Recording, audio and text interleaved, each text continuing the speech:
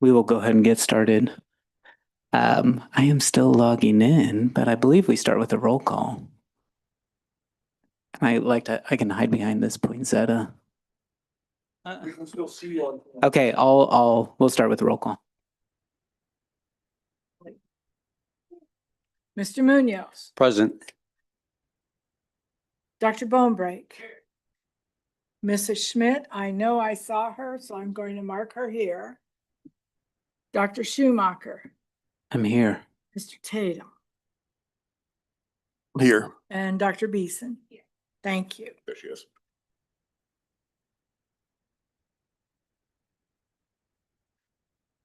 Ooh, okay, so we are going to look at going into executive session.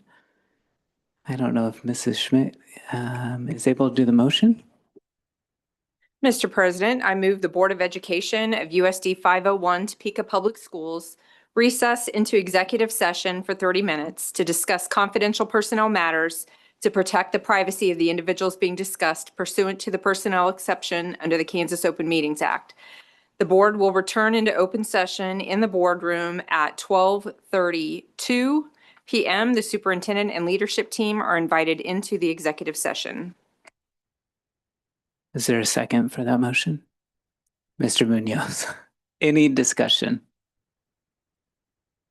Okay, we'll look for a vote. The vote is open.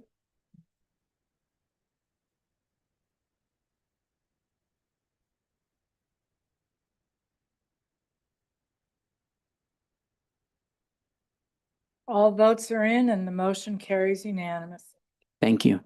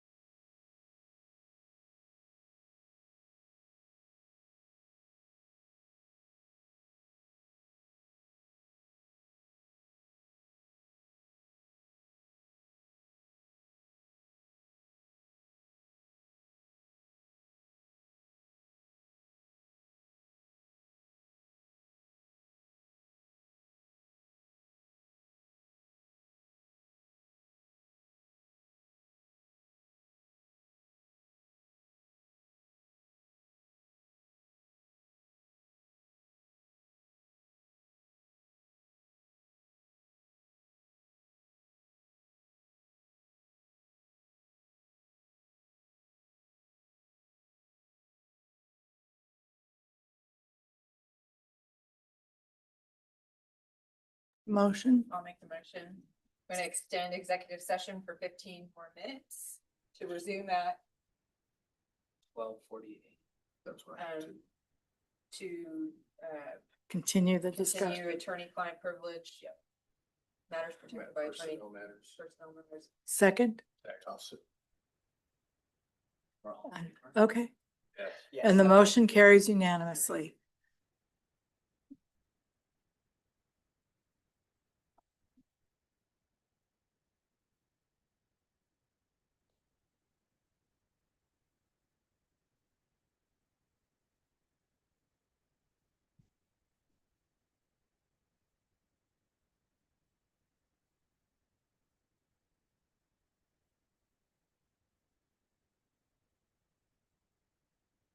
The meeting is just extended for 15 minutes, the executive session.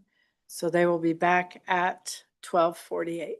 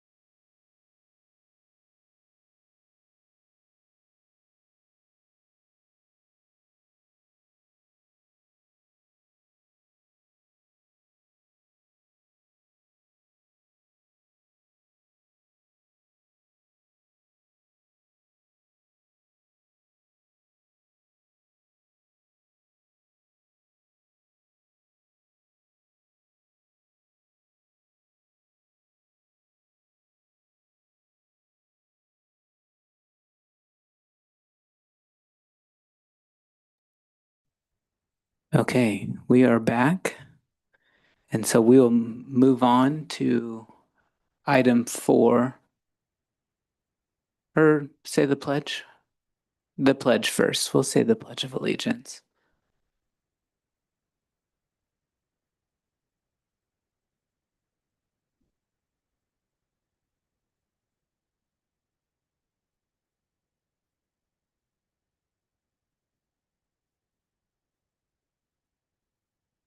All right. There you go. I pledge allegiance to the flag of the United States of America and to the republic for which it stands, one nation, under God, indivisible, with liberty and justice for all. That was the best pledge I've heard all day. Thank you. Appreciate you. Okay, now we'll move down to 4 and the adoption of the agenda. I am looking for a motion. Mr. President, I move the board adopt the agenda as presented. Is there a second for that motion?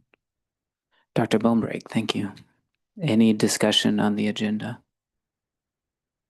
If not, I'll look for a vote.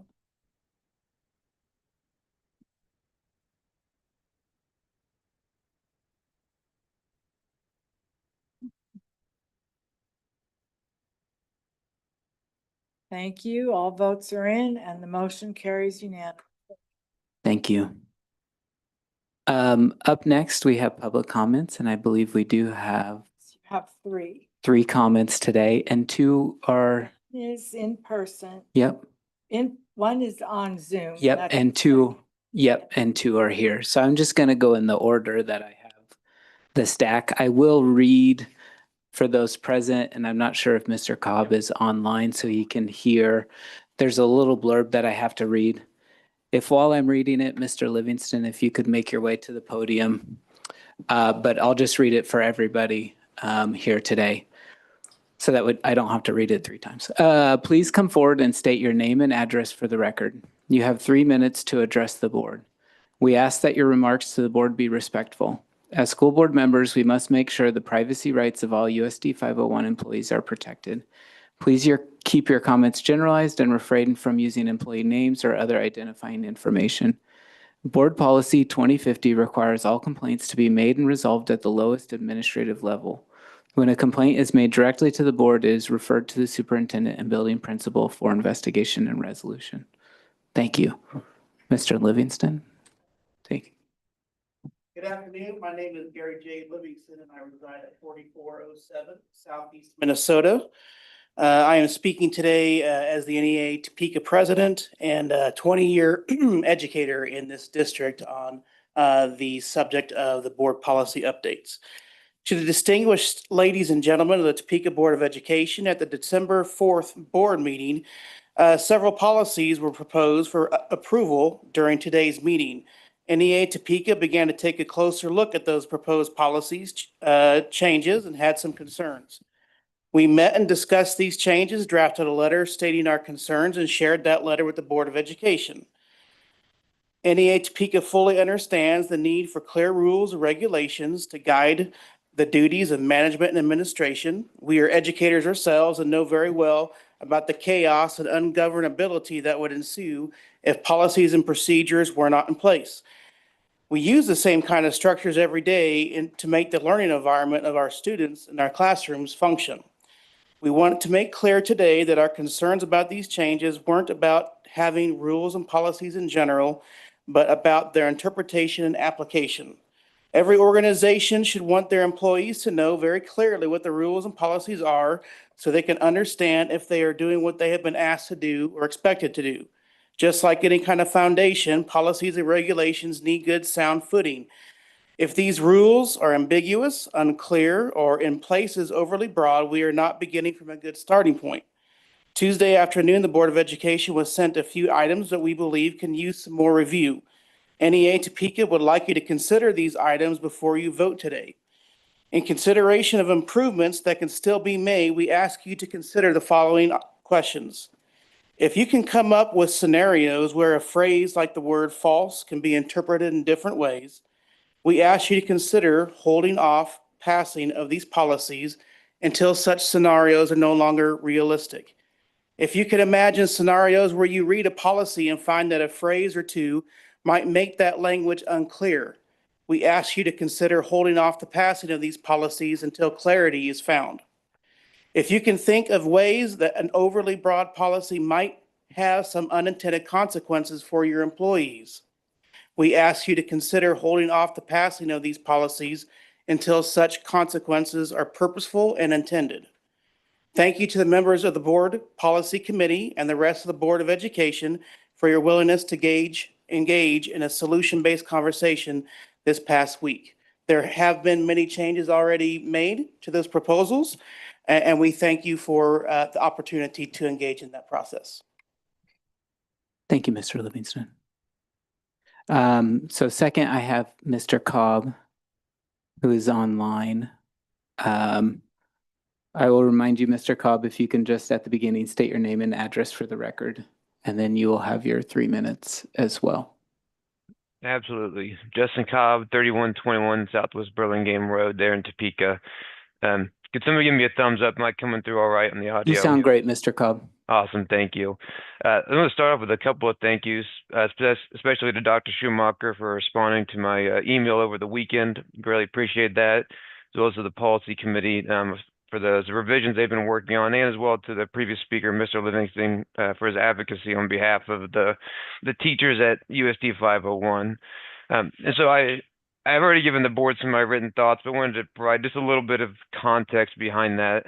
As you know, a member of the community, I think that I support everybody's really strong First Amendment rights to be able to express their thoughts in as unlimited as fashion as we can really allow on the public process that is running and governing our public schools. And I understand the district and the board's ability as employers to regulate that to an extent to provide for, you know, the public good and efficiency of those services. But then also second, as the spouse of an educator within 501, I've gotten to see really the benefit of social media to the profession of education. I've gotten to see the culture that, you know, they are able to celebrate the profession, you know, bond together over the use of social media. And so really my comments to the board to just come out of a spot of asking you to see that and that type of speech as not just a liability that you should be afraid of, but also as an asset to the district and the profession as a whole.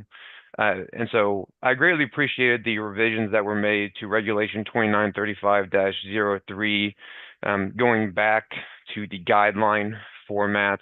I thought that was much better and is a little more clear. The only suggestion I would have is that if you look at, and I believe it's section OC, perhaps, I don't have it quite up in front of me, but at the bottom of that, section C, which begins an employee who is responsible for, it includes a phrase that if you were to violate the guidelines set forth, they might be subject to discipline, up to and including a termination. Down below in the actual guidelines is phrasing that says these guidelines are intended as guidelines only. Just to my parsing, that seems a little bit conflicting in what is the intent. Are those guidelines that include some aspirational language like adding value? Are those intended to be grounds for discipline, or are those truly just guidelines?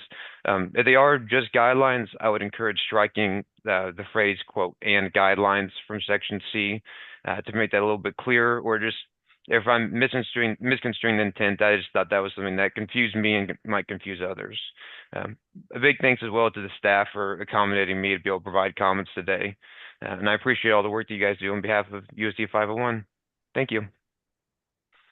Thank you, Mr. Cobb. And then last, I have Tamika. Did I say that correctly? Tamika, I'll remind you just if you can state your name and your address just for the record. And then I will turn the floor over to you. You'll have the 3 minutes. Okay. Thank My you. name is Tamika Zolikoff. My address is 2534 Southeast Indiana here in Topeka, Kansas.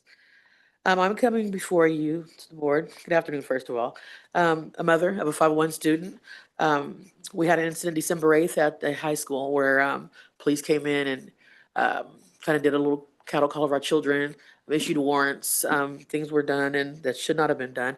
My concern was per 501 policy, things that were in the policy, the way they were supposed to be handled, were not handled.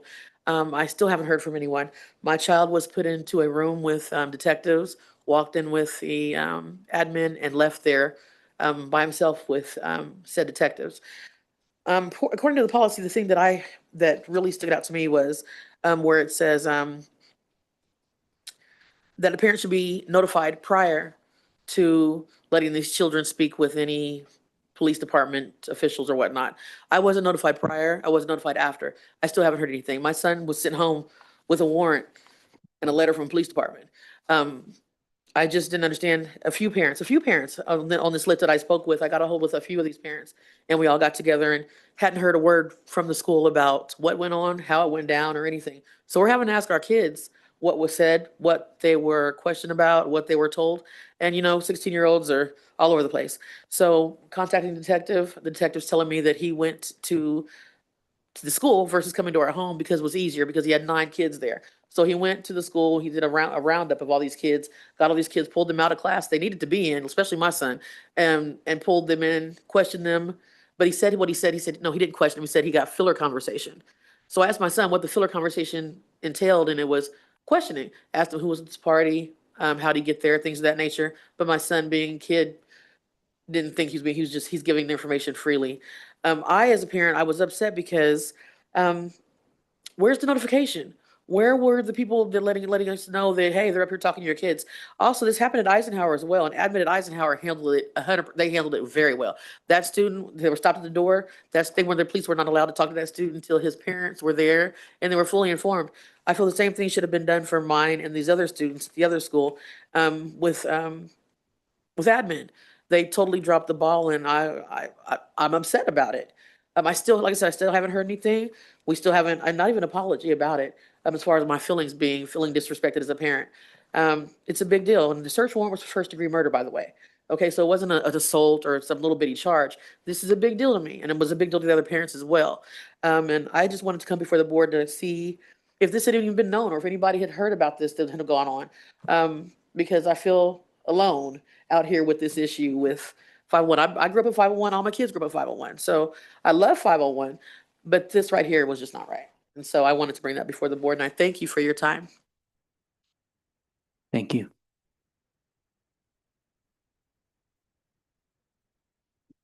Okay, that is it for our public comments. So we'll move on to disposition of business by consent. So I'll look for a motion. Mr. President, I move the board approve the items of business by consensus presented and authorize the board president or superintendent to sign the special project and purchasing contracts for and on behalf of the board. Is there a second for that motion? Thank you, Mr. Tatum. Any discussion on the items up for consent? Okay, seeing none, I think we can move to a vote. Open.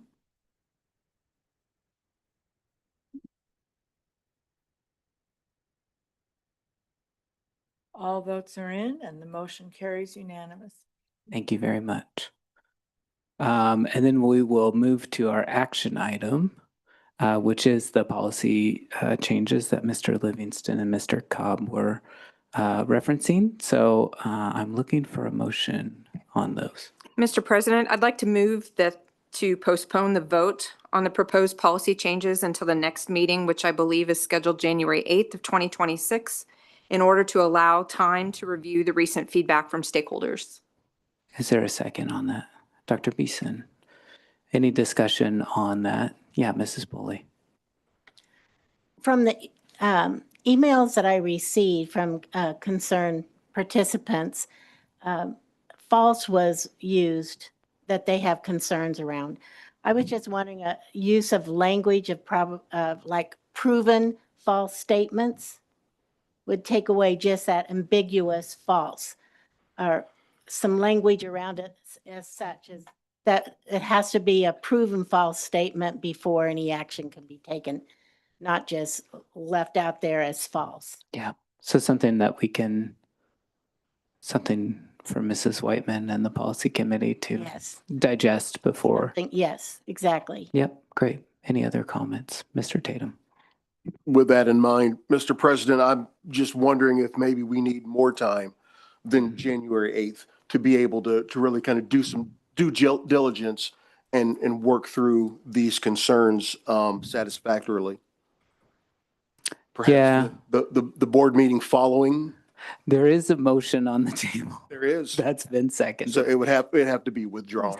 So, I think that's reasonable. I think also we can approach it like we did today, where if we have it on there for approval and there's still more discussion, we can always discuss like this. That's acceptable. And we're luckily not under a time crunch, and we want to continue to collaborate with the people in our community and obviously, Mr. Livingston and the people that he helps represent. So, I would also be willing to withdraw my motion and modify it. yeah, that'd be fine.